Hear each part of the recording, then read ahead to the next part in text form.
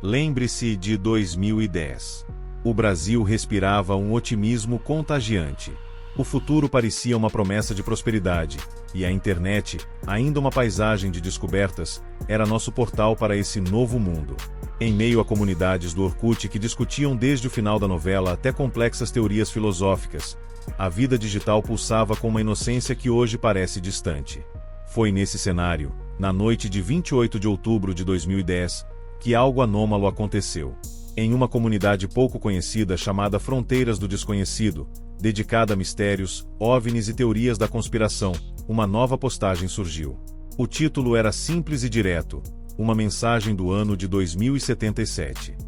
O autor usava o pseudônimo Viajante. A postagem era curta, quase um sussurro em meio ao barulho da internet. Nela, o viajante afirmava não ser um escritor de ficção, mas um observador enviado de um futuro distante, quase 6 décadas à nossa frente. Ele descrevia sua era como um tempo de consequências, um futuro moldado pelas escolhas que estávamos fazendo naquele exato momento. Sua missão, dizia ele, não era por curiosidade, mas por necessidade. Um dever de deixar um rastro, um eco de aviso para quem tivesse ouvidos para ouvir. A maioria dos usuários que viu a postagem reagiu com o cinismo típico da internet. Comentário 1. KKK beleza, Marte McFly. Cadê o de Lorean? Comentário 2. Amanhã eu tenho prova de cálculo, isso é mais importante que o seu futuro. Comentário 3. Esse tipo de fanfic deveria ser proibido. Mas no final da mensagem, havia algo que intrigou um pequeno grupo de membros do fórum. Uma frase que não se parecia com uma profecia, mas com um verso de um poema sombrio. Era uma assinatura, uma cifra que parecia carregar um peso oculto. A frase era: onde a terra chora, a água não perdoa. Abaixo dela, uma nota final: isto é um conselho para os que vivem na estabilidade. Valorizem o chão sob seus pés. A postagem foi rapidamente soterrada por dezenas de outros tópicos. A vida continuou, o ano de 2010 chegou ao fim, as festas passaram, e o verão de 2011 começou com seu calor e suas chuvas habituais. A estranha mensagem do viajante foi esquecida por quase todos, quase. Na madrugada do dia 12 de janeiro de 2011, a natureza revelou sua face mais terrível. Uma quantidade de chuva sem precedentes caiu sobre a região serrana do Rio de Janeiro em poucas horas. A terra, encharcada e instável, começou a ceder. Não foi um simples deslizamento, foi como se as próprias montanhas estivessem se desfazendo. Em Teresópolis, Nova Friburgo, Petrópolis, a terra chorou. Chorou em forma de rios de lama e destroços que desciam as encostas com uma força violenta, arrastando árvores, carros, casas e vidas inteiras.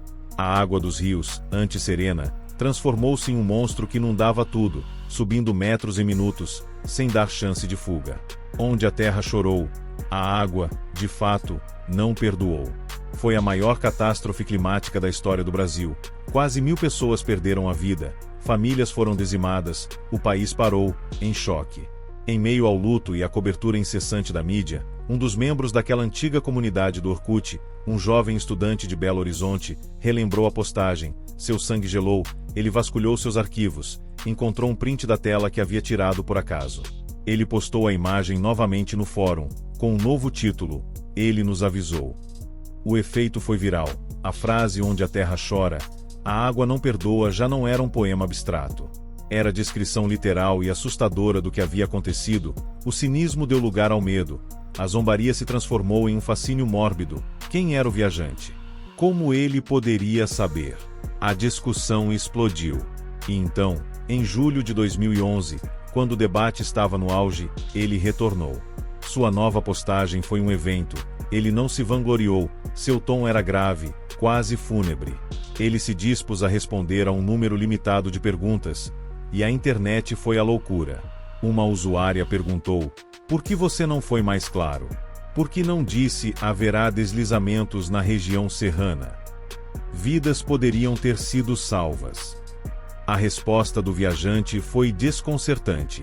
A linha do tempo não é um livro que pode ser reescrito, mas um rio com uma correnteza poderosa.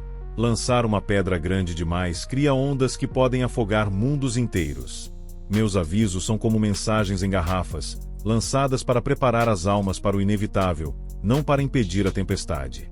A dor de um evento é uma cicatriz no tempo. Apagá-la geraria uma ferida ainda maior em outro lugar. Outro usuário perguntou se o Brasil enfrentaria mais desastres.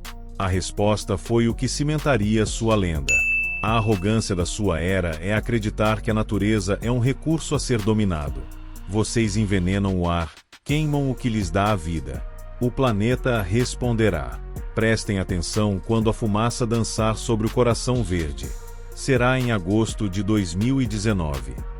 Após essa mensagem, ele se despediu, afirmando que precisava se ausentar por um longo período e que as regras de permanência eram rígidas. E então, ele desapareceu. Os 8 anos seguintes foram de espera e especulação. Um verdadeiro culto se formou em torno de suas palavras. Fóruns, blogs e os primeiros canais do YouTube foram criados para decifrar cada letra que ele escreveu. O coração verde era claramente a Amazônia. Mas o que significaria a fumaça dançar? Muitos esqueceram. Mas os que acreditaram, observaram o calendário, ano após ano. Agosto de 2019, o mundo voltou seus olhos para o Brasil. A floresta amazônica estava em chamas. Não eram incêndios comuns. Eram milhares de focos de queimada, uma devastação que podia ser vista do espaço. E então, o evento simbólico que selou a profecia. A fumaça, densa e escura, viajou milhares de quilômetros e cobriu os céus de São Paulo em plena tarde, transformando o dia em noite. A fumaça, literalmente, dançou sobre as maiores cidades do país, uma demonstração sombria do que acontecia no coração verde do planeta. A segunda profecia havia se cumprido, o choque foi global, não havia mais como negar. O viajante de 2077 não era um impostor, ele era real, e suas advertências eram terrivelmente precisas. Foi então que, em sua aparição seguinte, ele finalmente explicou as regras do jogo. Ele explicou que, em seu tempo, a viagem temporal é uma ciência exata, mas perigosa, governada por uma entidade global chamada Agência de Cronorregulação. O objetivo da agência não é consertar o passado, mas garantir a integridade do fluxo causal, impedindo paradoxos que poderiam desfazer a própria realidade. Ele revelou os protocolos de viagem. Primeiro, a diretriz da não interferência direta. Um viajante jamais pode entregar informações que levem a uma alteração massiva de um evento já consolidado na linha do tempo. Segundo, o protocolo da ofuscação. Os alertas devem ser feitos de forma poética ou simbólica, para que só possam ser plenamente compreendidos após o evento, servindo como prova e preparação espiritual, não como ferramenta de evasão. Terceiro, a lei da permanência limitada. Um viajante só pode permanecer em uma época passada por curtos e específicos períodos, para minimizar sua pegada temporal. E a consequência mais severa: violar essas regras resulta na correção de paradoxo, onde o viajante é simplesmente apagado da existência, como um erro de digitação deletado de um texto. Foi depois dessa explicação assustadora que ele entregou sua mensagem final.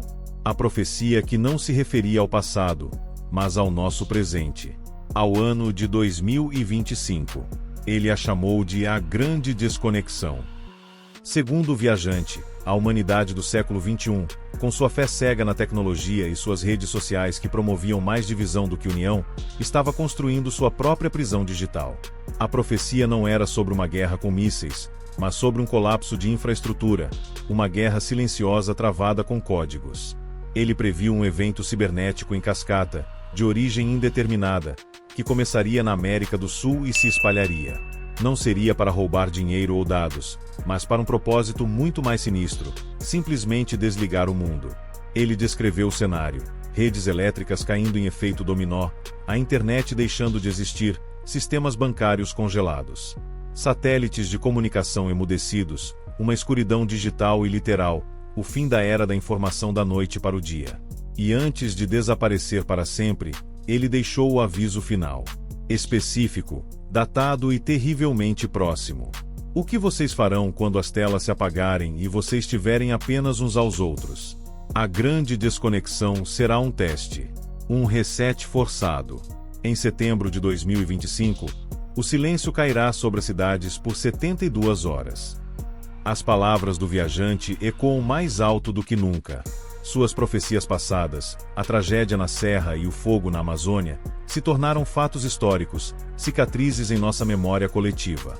Agora, a última e mais terrível de suas previsões está a apenas algumas semanas de distância. Setembro de 2025. 72 horas de silêncio. Será um blackout literal? Um ataque hacker de proporções inimagináveis? Ou será uma metáfora para um colapso social que já está em andamento? Talvez não importe. Você pode escolher não acreditar. Pode rotular o Viajante de 2077 como a mais elaborada farsa da internet brasileira. Mas sua história nos força a fazer as perguntas que evitamos.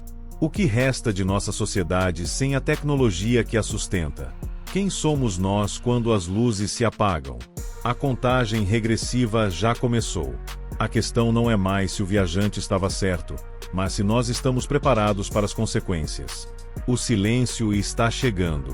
E assim, a jornada do Viajante de 2077 nos deixa aqui, na beira de um precipício, olhando para um futuro incerto que se aproxima rapidamente. As evidências são perturbadoras, as profecias cumpridas são inegáveis, mas a conclusão desta saga ainda não foi escrita. Ela será escrita por nós, nas próximas semanas. Será que estamos testemunhando os últimos dias da nossa era conectada? Ou será que tudo isso é um grande teste, uma alegoria para nos forçar a olhar para além das telas e a nos reconectarmos de uma forma mais humana? A verdade é que ninguém tem a resposta definitiva. E é por isso que agora eu me viro para vocês. A história do viajante não termina aqui. Ela continua na nossa discussão, nas nossas teorias, na nossa preparação. O que você acha que vai acontecer em setembro?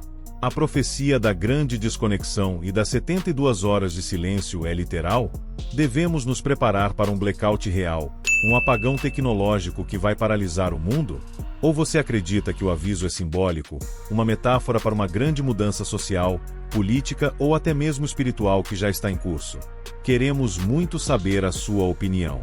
Desça até a seção de comentários e deixe sua teoria. Não existe resposta certa ou errada, apenas a sua perspectiva, que é a peça mais importante deste quebra-cabeça. E se você, assim como nós, é fascinado por mistérios que desafiam os limites da nossa realidade e quer acompanhar os possíveis desdobramentos desta história incrível, faça parte da nossa comunidade. Se inscreva no canal e ative o sininho de notificações. Assim, você não perde nenhum dos nossos próximos vídeos, onde continuaremos a explorar as perguntas que poucos ousam fazer. Obrigado por assistir até aqui. Preparem-se. E nos vemos no próximo vídeo. Se ainda houver como.